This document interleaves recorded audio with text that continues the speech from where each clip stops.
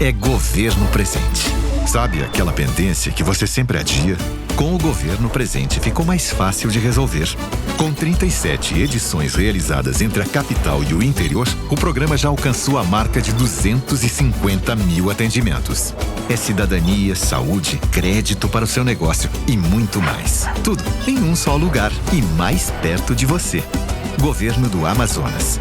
A força da nossa gente. Existe uma educação que há 45 anos transforma vidas, com projetos pioneiros de preservação e sustentabilidade. Aqui, os alunos vivenciam uma educação inovadora que os prepara para os desafios do futuro, na qual a excelência acadêmica, competências socioemocionais e ambientais são a chave do sucesso. Afinal, mais que estudantes, formamos cidadãos íntegros que serão os protagonistas de um mundo melhor. Pinóquio Centro Educacional e Colégio Marta Falcão. Educação para um futuro sustentável. Matrículas abertas para 2025. O lixo que é jogado em via pública é uma das causas que prejudica a cidade, entope bueiros e em dias de chuva provoca alagações. Mas se cada um fizer a sua parte, podemos transformar essa realidade. A Prefeitura de Manaus segue ampliando os serviços de limpeza e agora Manaus passa a contar com 9 caminhões de lixo novos, reforçando a coleta de resíduos domiciliar por todas as zonas da cidade. Manter a cidade limpa é um dever de todos nós. Descarte os resíduos próximos ao horário da coleta domiciliar. E não jogue lixo nas ruas e igarapés. Afinal, é cuidando de Manaus que nós cuidamos da nossa gente. Prefeitura de Manaus. Gente que trabalha. O governo do estado vem reforçando a segurança na capital. E aqui também no interior. É a Operação Segurança Presente, com mais polícia nas ruas e investimentos em novos equipamentos e tecnologia. Já atingimos a menor taxa de homicídios em 21 anos. E tolerância zero para crimes contra criança e adolescente. É mais segurança para todos. É pra já, é pra gente. Governo do Amazonas. A força da nossa gente.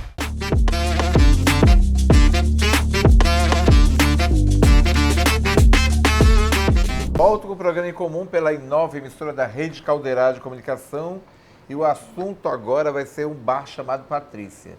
Em 1970, em plena ditadura militar, quando Emílio Garrastazu Médici era então presidente da República, um bar chamado Patrícia, era o Patrícia, na Constantino Nery, fervia. A sociedade de Manaus toda frequentava, homens, mulheres, casais, enfim. O bar chamado Patrícia acabou virando um point da resistência dos gays da época. Um dos frequentadores assíduos era o Bosco Fonseca, que resolveu escrever um livro contando as histórias de um bar chamado Patrícia. A primeira edição esgotou e Bosco vai revisitar o bar chamado Patrícia, lançando a segunda edição agora, dia 24, no Centro Cultural Palácio Rio Negro, Bosco, você volta aqui ao programa para que a gente possa revisitar essa história. E dessa vez falar tudo, né? Tem muita coisa para falar? Bastante. Olha só, em primeiro lugar... Por que lançar a segunda edição? Foi assim. Foi atualizada? Não foi atualizada. Ela foi refeita só mesmo a publicação. É a mesma publicação. Mas o que aconteceu? Em 2022, com o lançamento, eu nem esperava essa explosão, foi muito grande. 1000 exemplares, eu achava que, ixi, vai durar uma eternidade. Não durou nem um ano, esgotaram. Aí eu conheci um grupo de teatro muito famoso em Manaus, por nome de Ateliê 23. Aí eu conheci o Tarciano, que é o que comanda tudo, né? Ele e o Eric, e eles me convidaram se eu gostaria de participar, se eles poderiam usar o livro como um local onde o grupo se encontraria na peça, né? E eles fizeram, eu disse, tudo bem, não dei muito assim, eu achei que não conhecia muito, porque, Júlio, o interessante é o seguinte, a minha época, da década de 70, é um outro grupo. E hoje nós temos uma nova roupagem, digamos assim, dessa juventude, que é fantástica, que eu não conhecia. Então, ele, quando fez a peça, ele me chamou para ir à estreia. O nome da peça é um bar chamado... Não, o nome da peça, Júlio, é Sebastião. Sebastião, que é o ateliê. Que é o Ateliê 23. E eles, a peça deles se passam dentro do Patrícia. Aí eles contam o trecho daqui do livro, né?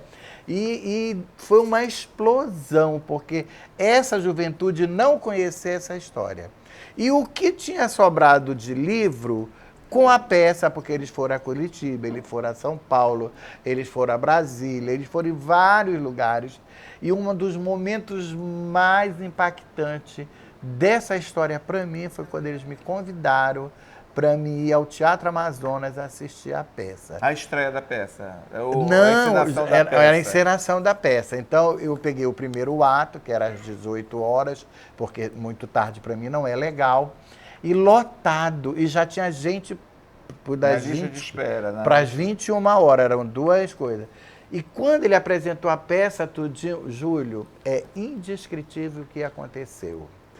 Quando ele apresentou, dizendo que o autor do livro estava presente, ali as pessoas se levantaram de pé para aplaudir. Eu fiquei assim, nossa, na minha opinião, uma emoção que eu nunca tinha sentido, até porque essa juventude que está aí, que eu não conhecia, eles passaram a conhecer e eles têm um grande respeito, talvez até mais do que a minha própria geração.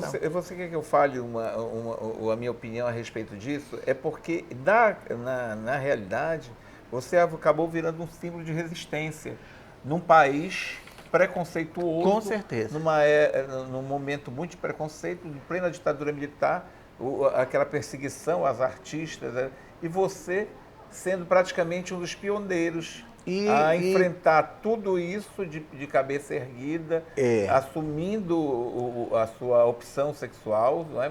Assumindo a sua vontade, né? Que você fazia travesti naquela época. Fazia travesti, eu fui para... A minha história começa assim, desde 66, quando eu tinha praticamente 13 anos, era um menino ainda, né? E eu conheci um rapaz, se chama negro agora, né? Porque senão é preconceito, por nome de Pelé, que era o Flávio Martins. O grande Pelé. O Pelé. E eu conhecia ele, porque eu morava na Doutor Moreira e eu passava para o colégio.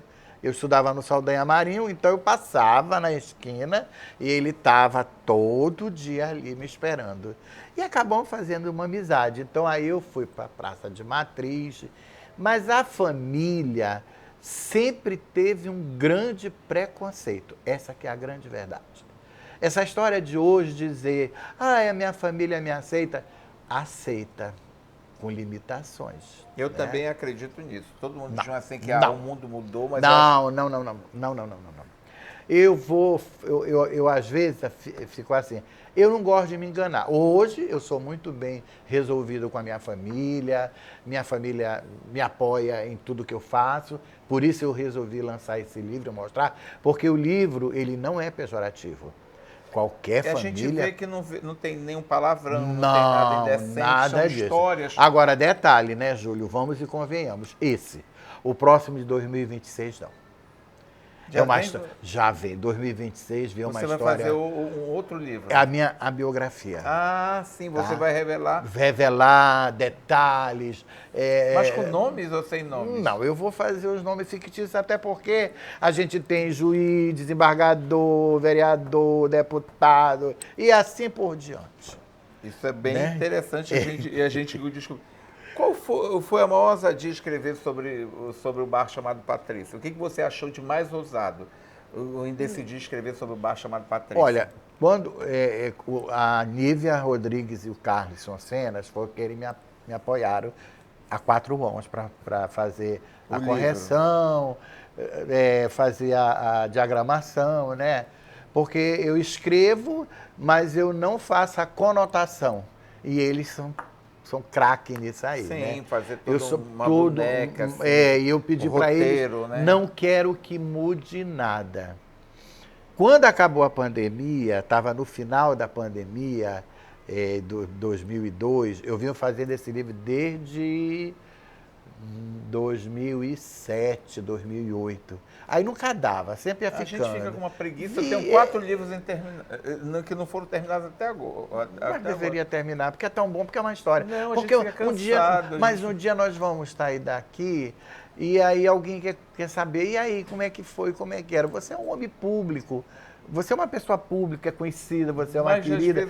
Às vezes eu sempre falo em você, porque você tem umas coisas peculiares sua, que muita gente desconhece.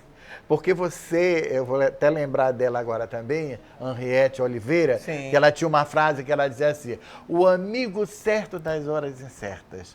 Pelo menos, para mim, você foi essa pessoa. Que bom. Né? E eu acho que tem momentos que a gente não deve esquecer. Nós estamos aqui para falar de outra coisa. Do livro, mas assim, já do livro. Já mudamos. Mas assim, então, quando a pandemia chegou, eu queimei muita fotografia, um arrependimento, mas certeza. enfim. Aí sobrou algumas fotos, e aí eu olhando tudo isso, eu vou queimar tudinho. Aí depois eu disse não. Eu vou contar Isso minha história. É uma grande história, sabe? Eu sempre tive mania de guardar recorte de jornal, onde saía a matéria com a minha pessoa, tudo. As pessoas não dão mais valor a isso, mas eu acho mas que eu guardo. Como documento, é importantíssimo. Você sabe que tem 2 pessoas que eu estive e estou pedindo a Deus poder voltar a São Paulo ainda este ano, que eu não tenho fotografia. É com Darby Daniel, que eu morei com ele, e com o Denner, que convivi com ele em São Paulo. Eu não tenho foto. Então, hoje, quando eu abro o meu aplicativo, que eu converso com o Darby, aí ele sempre está me mostrando foto. Essa semana ele mostrou uma foto. Ele, o Denner e o Antônio Funzá. Eu conheci o Antônio Funzá quando chegou em São Paulo, porque eu fui para estudar. Mas eles nunca vieram ao bar chamado Patrícia? Nunca vieram aqui, nunca. O Darby era louco para vir a Manaus, na época dos baile gay, né? Quem frequentava o Patrícia nessa época? Júlio, de A a Z da cidade de Manaus, frequentou o bar Patrícia. Eu tenho uma história interessantíssima, que até hoje eu me lembro, do Daniel Biasi, vestido totalmente transformado em uma mulher. Ele pegou, se apresentou. Está aqui no livro. Aí, de repente, tinha um representante da Polícia Federal sentado na frente, da época da ditadura, né? Isso. E mandou chamá-lo, né? Manda chamá-lo. Aí, da censura, né? Mandou chamá-lo no camarim, ele, vou ser preso, e frequentavam lá. Vou ser preso, vou ser preso, vou ser preso, vou ser preso, vou ser preso. Quando ele chegou, a pessoa disse assim, não, eu queria lhe conhecer porque eu quero ficar com você. Aí o Daniel desmaiou, assim. Era tão interessante. Aconteceu muitas essas coisas? Muito. Muitos héteros frequentavam lá e diziam que queriam terminar com vocês? Eles iam na intenção de assistir os desfiles, né? Saudoso Roberto Carreira, que foi um percursor dessas histórias do Patrícia, de desfile, né? Levava à sociedade. toda, Inês Maria, Baby Risato, Lúcio Buzágulo, essas mulheres Ontem eu estava com o todas Clínio iam. Brandão e ele lembrava assim, coisas interessantíssimas. Tudo ia para lá, para Patrícia. Só que aproveitar, assistir. aí tinha um dominó, né? Depois do dominó, lá atrás tinha uns quartos, tinha o Bolota que fazia o jantar. Que era comer comida maravilhosa, né? Era um criava um clima. Esse clima, porque naquela época não existia, digamos, a facilidade de namoro com mulheres como tem hoje. Ou ia para um Lupaná, que só tinha lá hoje, Xangri-Lá, Floresta, Verônica, Piscina e Saramandaia, que já veio dos últimos. Aí tem Maria das Patas também, que já ficou para trás. Tia Chica. Tia Chica, era. Então, era só esses lugares. E o Patrícia era a princesinha. Todos iam lá para ver o gay. E o Arroz, em 73, surge ele e a Astrid Pelé, fazendo uma festa. A Pelé no dia não foi presa, não foi, porque a Pelé tinha mais história, né? Ela cafetinava, né? E ela vendia bolinha também. Eu sei que ela foi presa, com fantasia, tudo pronta, fantasiada mesmo, camburão. Só foi eu e a Astrid, né? E aí o Patrícia borbulhou, a sociedade em peso. Agora, Bosco, a polícia perseguia muito demais os gays que frequentavam a Patrícia ou não? Muito, muito. Aqui tu vai ver uma história da Dedo Duro. Verídica. Tudo que está aqui foi o que aconteceu. Eu acho que eu não cheguei, porque às vezes eu chego em casa, eu começo a ler, aí vem outra coisa. Tem uma história aí de uma... Eu falo o nome? Não podia falar. Mas depois eu sou curioso para saber. Dedo Duro, a Dedo Duro. Elas estavam... Porque assim, não podia nem sair para ir para o cinema. Ia presa. Se fosse de mulher? Não, vestida de homem. Fosse gay, ia preso. Se estivesse na praça. Então vocês resistiram, vocês estão resistentes. Não, nós resistimos, tudo isso. Vocês estão resistentes. Agora, aquele delegado que morreu famoso, Klinger, né? Klinger Costa. Ele adorava mandar prender as bichas e quando chegava lá ele queria rir. Aí depois mandava todo mundo embora. Olha, o Klinger era uma pessoa, então, muito apoiadora. Né? Ele ia... O que vocês fazem na rua, seus bandos de viado? E aí depois ele disse assim, vou embora, não tem nada para fazer.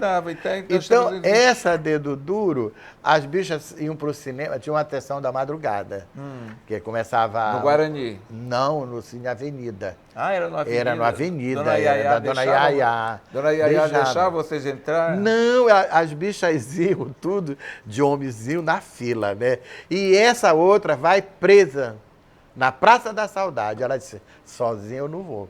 Aonde tem? Vamos descer, Eduardo Ribeiro. E quando descer, ela só foi apontando. Essa.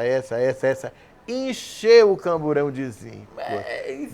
Vocês eram todos pertenciam a famílias abastadas de Manaus. Todos, mas eram presos também das famílias abastadas? Todo ia preso. E como é que as famílias reagiram?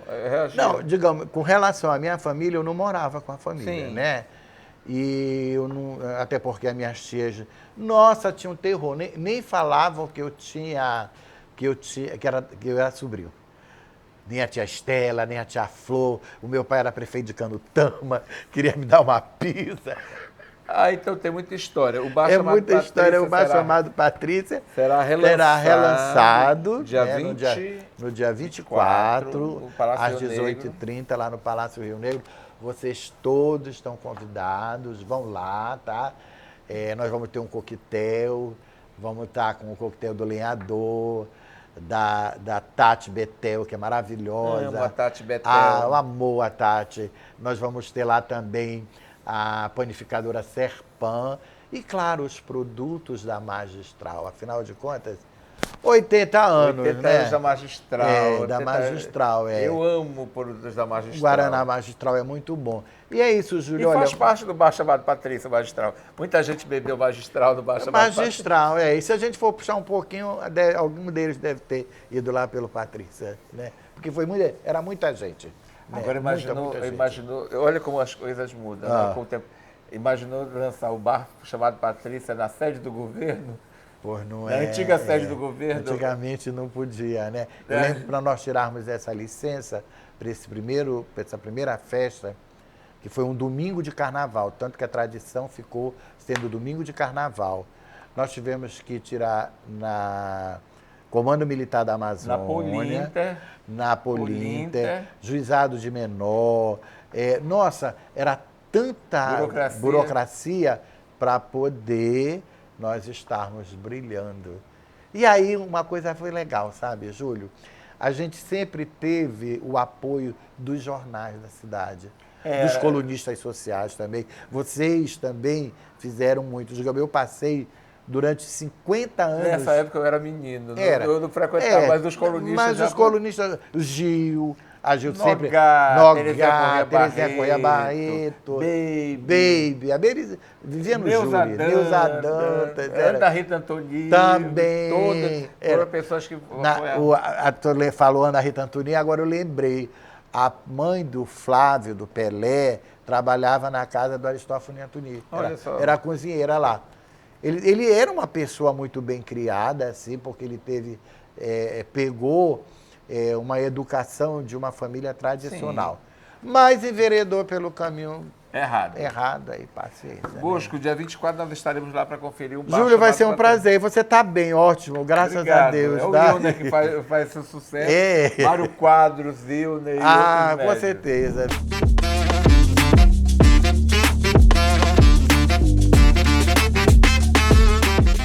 Pra já, é pra gente, é Governo Presente. Sabe aquela pendência que você sempre adia? Com o Governo Presente ficou mais fácil de resolver.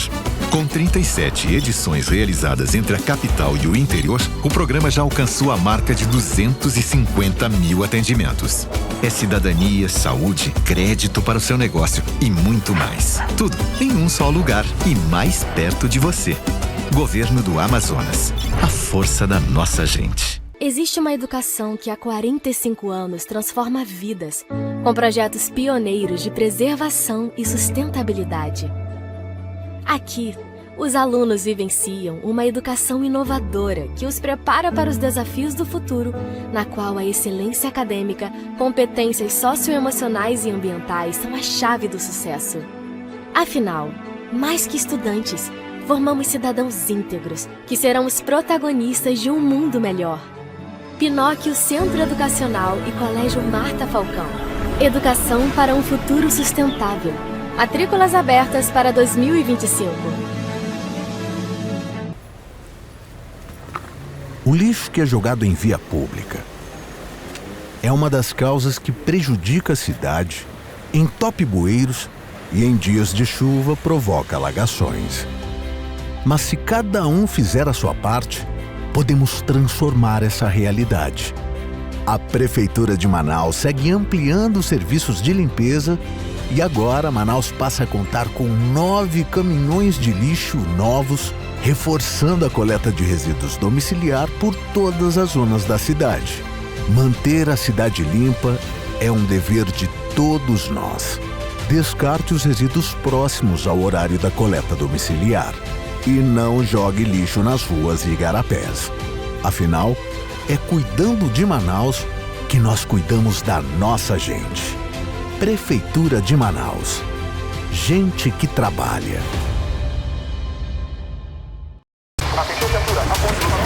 O governo do estado vem reforçando a segurança na capital.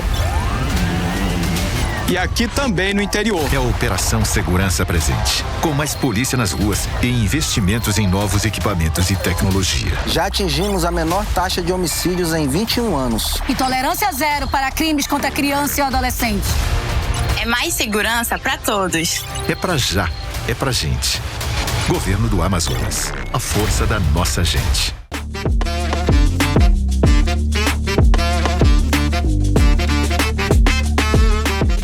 O Programa em Comum hoje recebe 2 especialistas da área médica, 2 grandes especialistas dessa área da medicina, que é o Ítalo Cortez e o Jean Carlos Silva. Obrigado pela presença aqui conosco. Nós temos um tema que é bastante importante, bastante atual, porque a gente percebe que, por mais que existam campanhas para que nós preservemos a nossa saúde, procuremos especialistas, a gente continua se automedicando, né, doutor Ítalo? Eu vou conversar logo com o doutor Ítalo, porque se a gente sente uma dor, principalmente os homens, não sei se o senhor recebe muito paciente assim no seu consultório, que deixou, às vezes, a doença avançar porque se automedicou. Eu adoro uma farmácia, então outros devem seguir também o mesmo exemplo, mau exemplo. Não é um bom exemplo, falo daqui diante de 2 médicos, um mau exemplo. E a doença se agrava. Sim. O problema se agrava quando você vai ver lá, não dá nem mais para salvar a vida daquele paciente, mas o tratamento moderno veio para isso. E as campanhas estão aí na rua, na TV, nos rádios, nas mídias em geral. Obrigado pela presença dos dois aqui. Obrigado, Júlio, mais uma vez pela oportunidade de estar aqui com você e também dividir um espaço aqui com um grande amigo e excelente profissional, Dr. Giancarlo Silva, cirurgião oncológico, robótico e especializado na parte de endometriose, né, Jean? Isso. Prazer enorme estar aqui com você. É um profissional que eu admiro bastante e muito competente. Assim como também o teu programa, que é um programa de excelência, leva bastante informação para muitas pessoas que precisam, então é uma satisfação. Bem, essa situação da automedicação realmente é um ponto crítico, né? Que eu acho que muitos pacientes devem puxar a orelha de muitos pacientes lá que chegam lá. Né? E hoje também, Júlio, uma coisa que chama bastante atenção é com o uso da IA, os pacientes vão na IA e jogam os seus sintomas, sinais e tentam fazer uma captação de um tratamento, entre aspas, gratuito, né, Jean? Então, acho que isso daí é uma coisa que a gente precisa orientar também. A IA ainda erra. Eu uso bastante inteligência artificial no consultório, em casa, para as minhas coisas, mas ela comete equívocos ainda. Por quê? Porque ainda é uma coisa nova.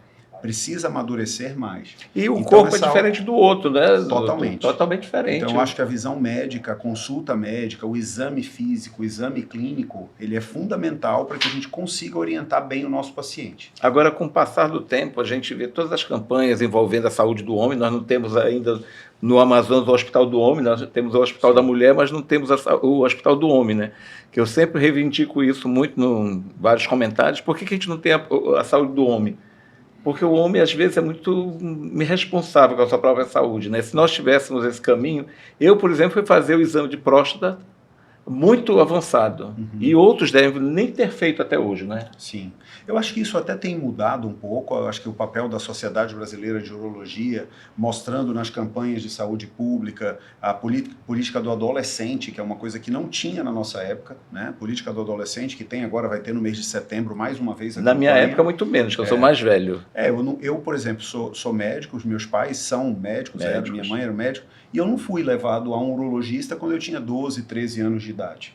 Hoje eu aconselho todos os meus pacientes a levarem os seus filhos. E nós lá no consultório já detectamos problemas, sejam eles simples ou mais complexos, no adolescente. De fertilidade, de tumores de testículo, eventualmente patologias que passaram despercebidas por um pediatra ali quando eram mais jovens. Então, essas campanhas, elas têm mudado a vida das pessoas. Seja de próstata, seja do câncer de pênis, seja a política do adolescente. Eu acredito que na área das mulheres também tem isso. E é isso que a gente precisa levar para a população que nos assiste, que nos ouve, é que a gente precisa fazer prevenção, né? Prevenção, detecção precoce, que são duas coisas diferentes, né? Então é nesse caminho que a gente precisa levar a informação para o público leigo. Agora, doutor Giancarlo, como é que está a situação das mulheres? As mulheres continuam frequentando mais o especialista, procuram mais o atendimento médico que os homens? As estatísticas mostram isso, continuam mostrando isso. Com certeza. E é mundial esse quadro? É mundial. É por isso que, em geral, a taxa de mortalidade no homem, em geral, é maior do que nas mulheres, né? A mulher, isso é muito claro, a gente vê no consultório isso, no dia a dia.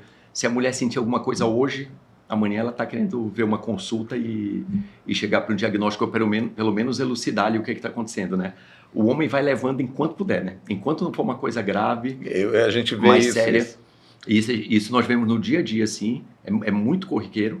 Aí, claro, você tem dois extremos, né? O que eu trabalho hoje, por exemplo, com oncologia e muito também no consultório com endometriose, que é uma doença benigna. Endometriose foca muito em quê? Dor e, eventualmente, infertilidade.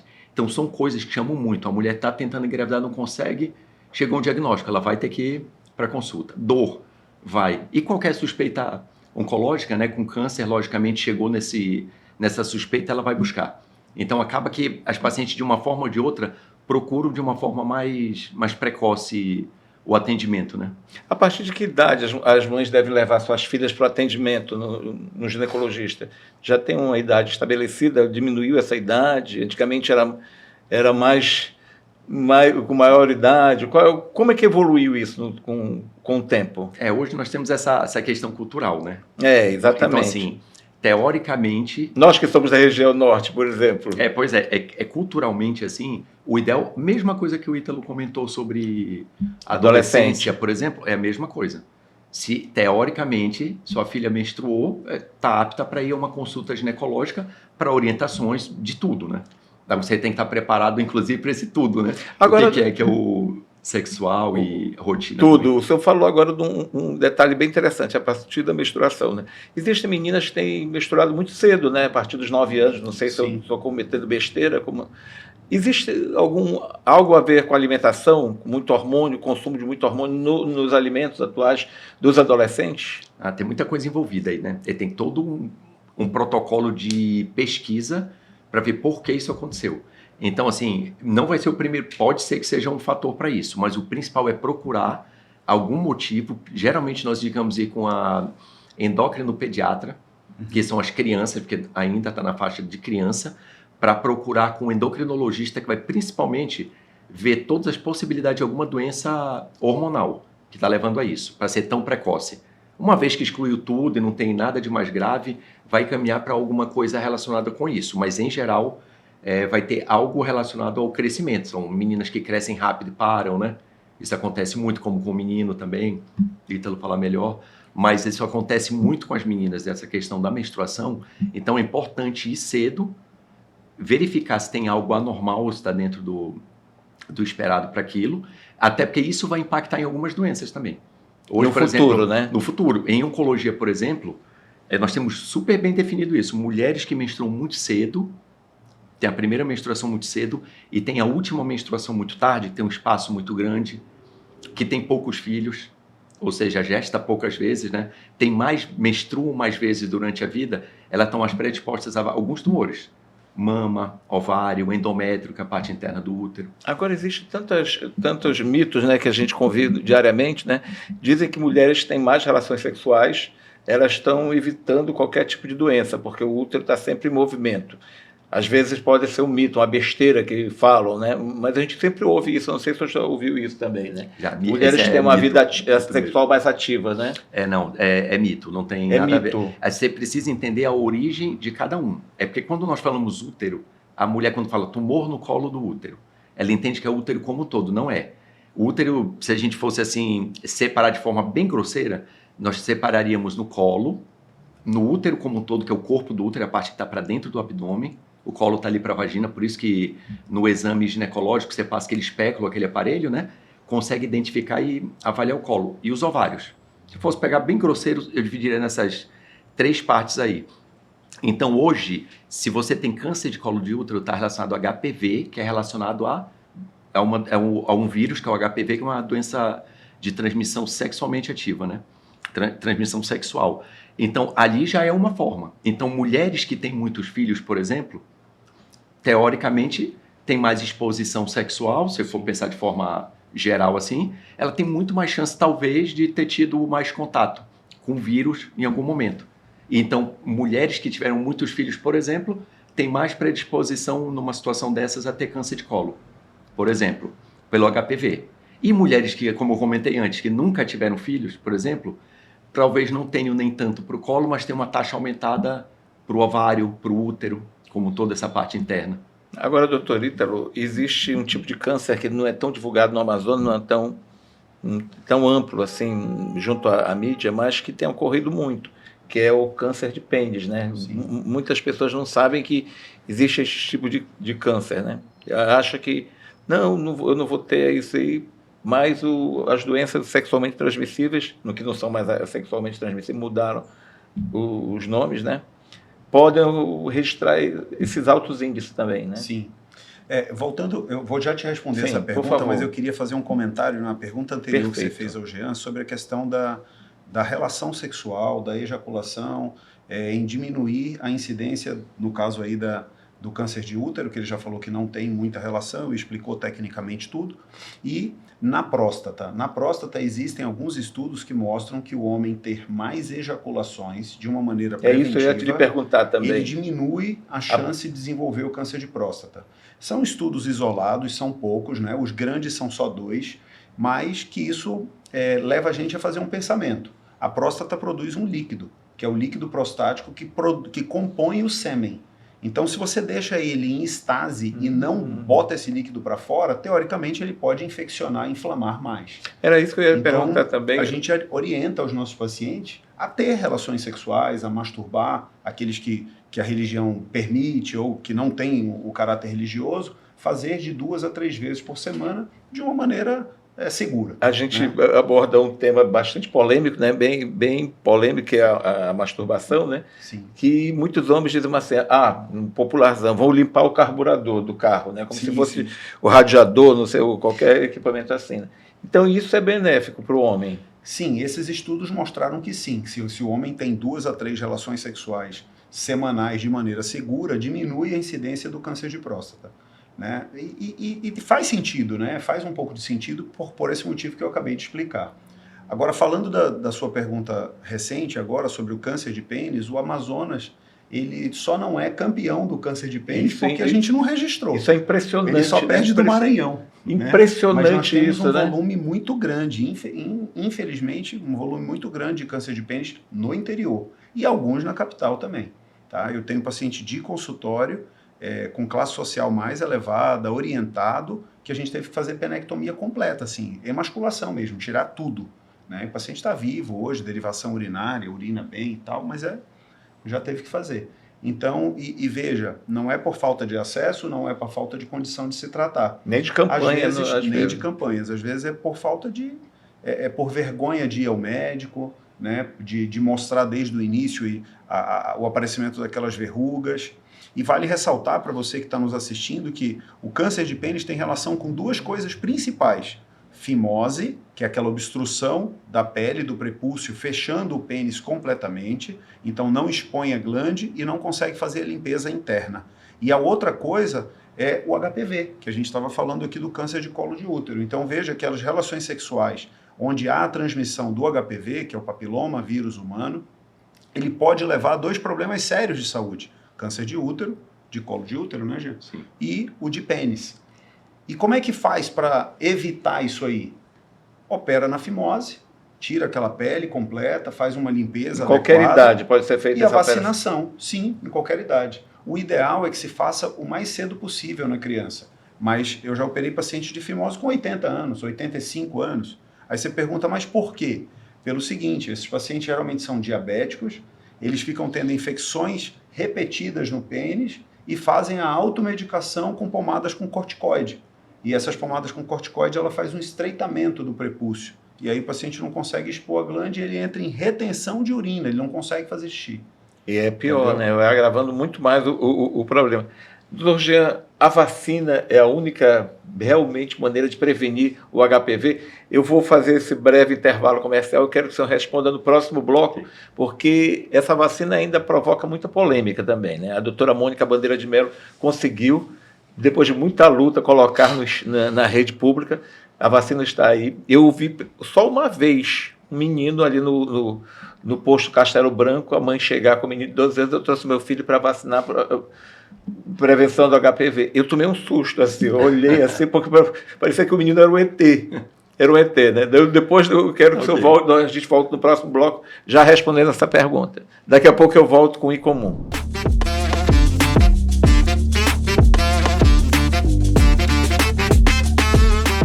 É pra já, é pra gente, é Governo Presente. Sabe aquela pendência que você sempre adia? Com o Governo Presente ficou mais fácil de resolver. Com 37 edições realizadas entre a capital e o interior, o programa já alcançou a marca de 250 mil atendimentos. É cidadania, saúde, crédito para o seu negócio e muito mais. Tudo em um só lugar e mais perto de você. Governo do Amazonas. A força da nossa gente. Existe uma educação que há 45 anos transforma vidas, com projetos pioneiros de preservação e sustentabilidade. Aqui, Os alunos vivenciam uma educação inovadora que os prepara para os desafios do futuro, na qual a excelência acadêmica, competências socioemocionais e ambientais são a chave do sucesso. Afinal, mais que estudantes, formamos cidadãos íntegros que serão os protagonistas de um mundo melhor. Pinóquio Centro Educacional e Colégio Marta Falcão. Educação para um futuro sustentável. Matrículas abertas para 2025. O lixo que é jogado em via pública é uma das causas que prejudica a cidade, entope bueiros e, em dias de chuva, provoca alagações. Mas se cada um fizer a sua parte, podemos transformar essa realidade. A Prefeitura de Manaus segue ampliando os serviços de limpeza e agora Manaus passa a contar com 9 caminhões de lixo novos, reforçando a coleta de resíduos domiciliar por todas as zonas da cidade. Manter a cidade limpa é um dever de todos nós. Descarte os resíduos próximos ao horário da coleta domiciliar e não jogue lixo nas ruas e igarapés. Afinal, é cuidando de Manaus que nós cuidamos da nossa gente. Prefeitura de Manaus. Gente que trabalha.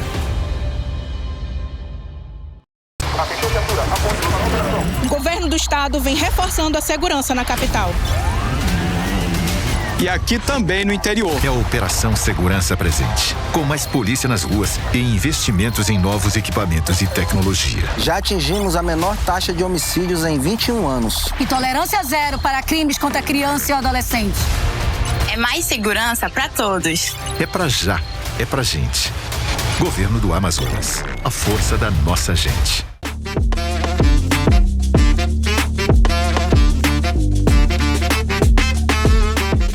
Eu, no bloco anterior, deixei uma pergunta para o Dr. Giancarlo Silva. Eu gostaria que ele respondesse sobre a vacinação, se só por meio da vacinação a gente pode prevenir realmente o HPV. O mais importante para o câncer de colo de útero é lembrar que é uma doença prevenível, tratável e curável, né? Então, assim, quebrar essa coisa de câncer, acabou. Tem que tirar isso. Então, assim, qualquer doença, se for diagnosticada precocemente, a chance de cura é muito alta, muito.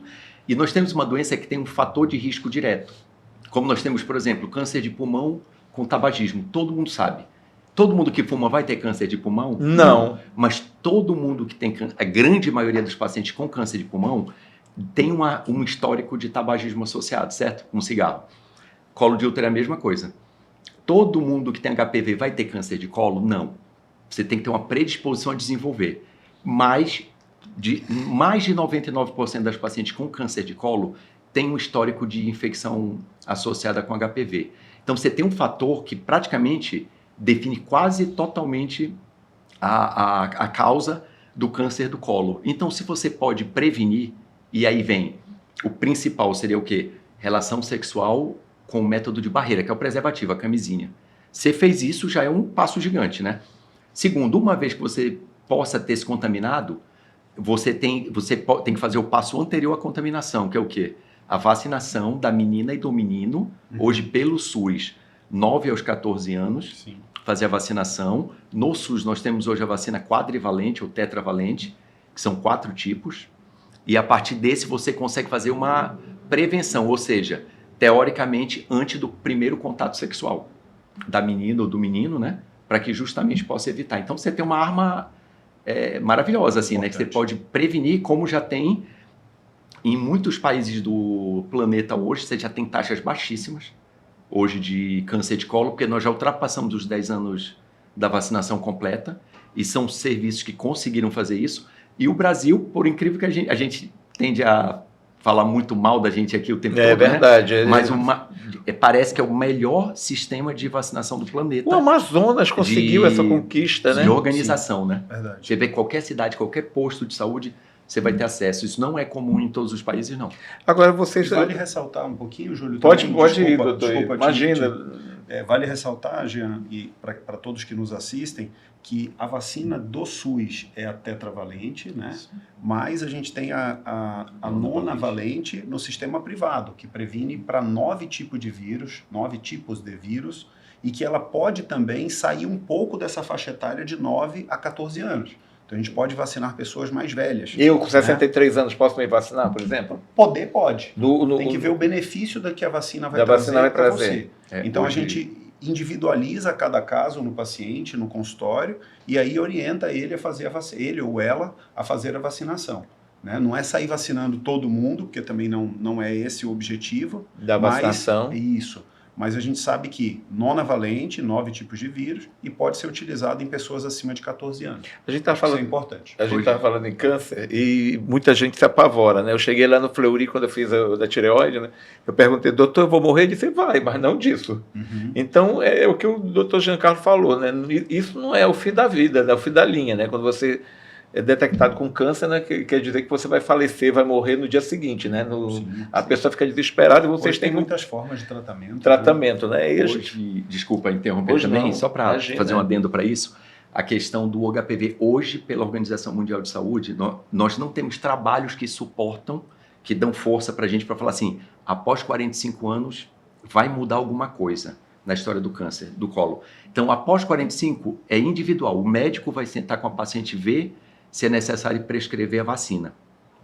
Antes disso, qualquer uma. Como a gente comentou, 9 a 14, o Ítalo fez esse adendo importante, 9 a 14 é para meninos e meninas pelo SUS, e a quadrivalente, né, tetra, 4 tipos. O que o Ítalo comentou da nonavalente. Se você estiver acima dessa idade, já teve relação sexual, por exemplo, não sabe se tem um vírus no corpo, independente disso, você pode fazer a vacinação e vai ter uma cobertura melhor. Isso, com certeza, impacta diretamente assim no tratamento. No tratamento não, na prevenção da infecção e daí prevenir e ter uma taxa menor de câncer de colo de útero. E nem todo câncer hoje vai levar a pessoa a óbito, né? Exatamente. Você falou um pouco do que as pessoas assustam em relação ao tipo de câncer. Na minha área, por exemplo, tem vários pacientes com câncer de próstata localizado que detectam precocemente que a gente consegue, seja com a cirurgia robótica ou com radioterapia, curar esses pacientes. Né? Então, a taxa de cura nos pacientes com doença localizada, de baixo risco ou risco intermediário, é acima de 90%. Agora, aqueles pacientes que têm alto risco, Gleason 9, 10, ou a doença já extravasou da próstata, já é localmente avançado, aí sim, aí você tem tratamento, mas provavelmente não tem cura, mas tem aí uma longa caminhada até o óbito, né? Muitos tratamentos surgiram, né? A tecnologia, ela reforçou esse trabalho de vocês, né? A robótica trouxe várias oportunidades para que as pessoas se tratem desse tipo de doença, qualquer tipo de doença, né? Tenho aqui 2 especialistas neste assunto. Eu queria começar com o doutor Ítalo, primeiro, sobre esse atendimento por meio da robótica no Amazonas. Cresceu bastante a procura pela robótica? Sim, a cirurgia robótica hoje já é uma realidade para nós no Amazonas, isso é excelente, né, Jean? Sim. A gente que durante muitos anos viajava para levar os nossos pacientes para operar em São Paulo, fazer essa ponte aérea aí. Eu desde 2018, eu não sei desde quando que o Jean faz isso, mas agora a gente já tem 2 hospitais em Manaus com cirurgia robótica. Realizamos a primeira cirurgia robótica no dia 30 de maio desse ano, né? Tivemos a oportunidade de operar um paciente com câncer de próstata e agora, mais recente, um outro hospital já está fazendo cirurgias robóticas também com robô que são equivalentes, são iguais. Foi o Santa Júlia que inaugurou esta semana, né? A primeira robótica fizemos lá na Samel e agora recente... Isso. E agora, recente, também já temos um outro robô aí no Hospital Santa Júlia. Então, isso aí é muito bom para a população local e é excelente para nós, porque a gente vai conseguir tratar os nossos pacientes aqui. E aí sempre fica aquela dúvida, e esse robô é bom, doutor? É, exatamente, eu ia perguntar exatamente isso. Esse robô é bom, é um robô ele bom. É bom, doutor G, ele é bom, ele dá segurança realmente para resolver a questão da cirurgia? Quer falar um pouco do tipo do robô? Do robô. Eu vou falar, hoje assim, a plataforma que é a marca, digamos assim, mais da tecnologia, mais evoluída do planeta, né? Hoje é com essa marca, é o Da Vinci, que é um modelo de robô. E tem gerações dentro dele. É muito antiga, a robótica é muito antiga.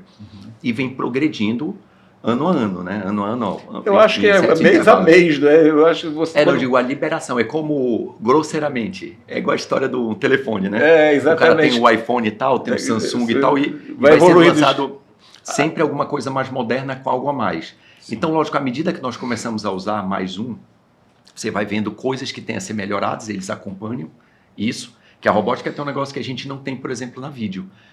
Desculpa, que é o acompanhamento de algumas coisas. Por exemplo, tempo de cirurgia sua, tipo de movimento que você faz, precisão. Eles passam relatórios pra gente. A gente consegue acompanhar e dizer assim, ó, tô melhorando. E por que eu não tô melhorando nesse ponto?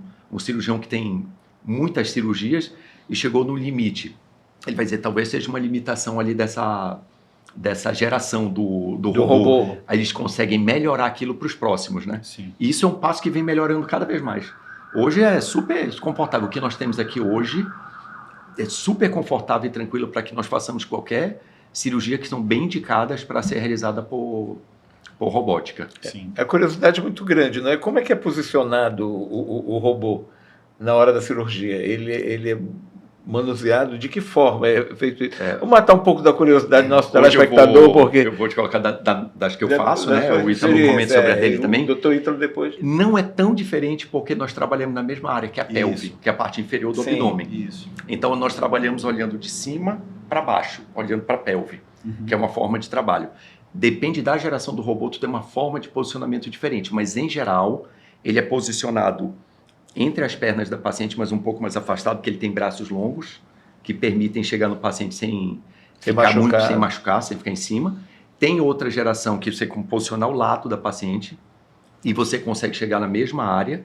Isso permite o quê? Que só para todo mundo entender que às vezes era uma dúvida que eu tinha lá no início quando eu imagino. E eu vou trazer a mesma coisa para todo mundo. Não é um robô que está lá como você pode ver num filme. Aí eu já me remeti, eu perdi no espaço, porque não é da época de você, dos anos 60. O robô dos anos 60, não tem nada a ver com aquilo. Vou te falar uma que talvez as pessoas lembrem mais. Guerra nas Estrelas. Star Wars, que o Guerra nas Estrelas, no nascimento lá do Luke e da Leia, que é um robô literalmente que está fazendo, não é aquilo.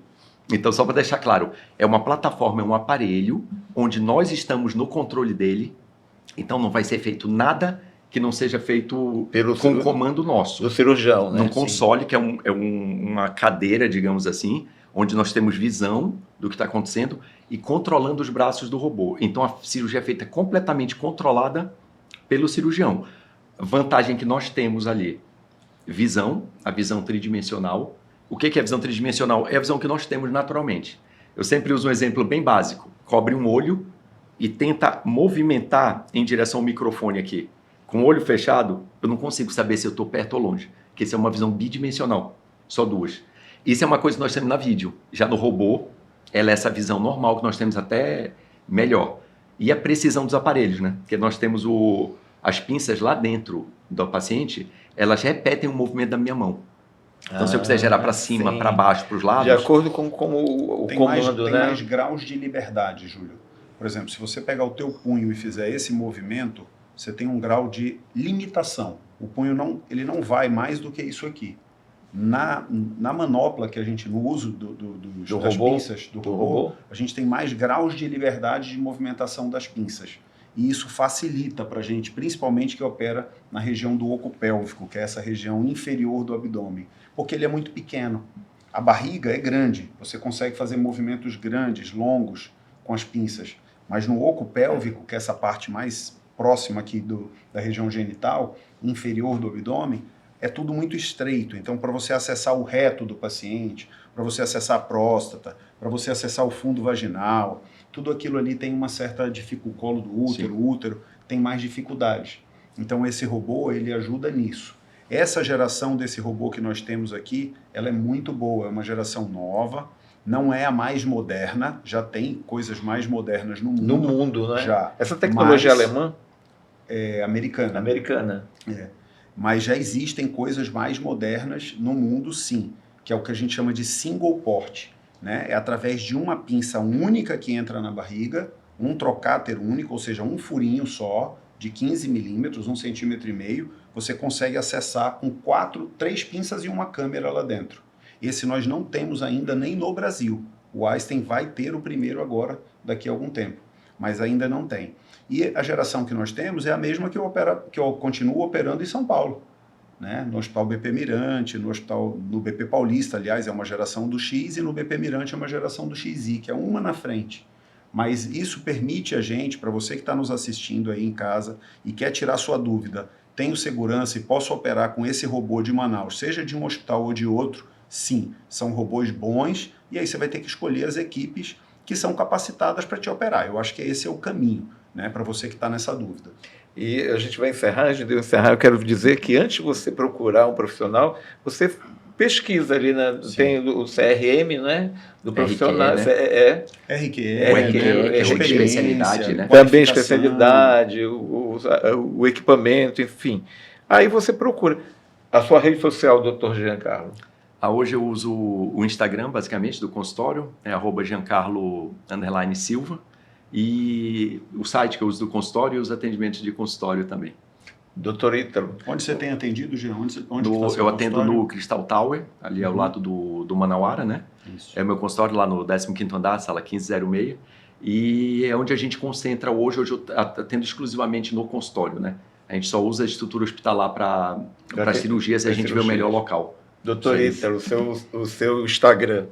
O meu Instagram pessoal é dr.italocortez_, né? E agora a gente está com um novo Instagram, que é a Cortez Urologia, que é aquela clínica que eu inaugurei agora recente, no mês de abril, né? E também está localizada no Crystal Tower, ali no mesmo local do Jean, fica ao lado do Manauara Shopping.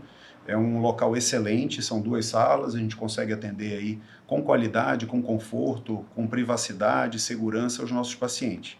É uma nova etapa da minha vida profissional, a gente já conversou sobre isso numa outra oportunidade, e eu estou à disposição para receber todos vocês que precisarem. Muito obrigado mais uma vez pela oportunidade, Júlio. Imagina. E satisfação também ter o Jean aqui com a gente hoje, esclarecendo tanta coisa importante da área da oncologia ginecológica. Eu agradeço aos dois.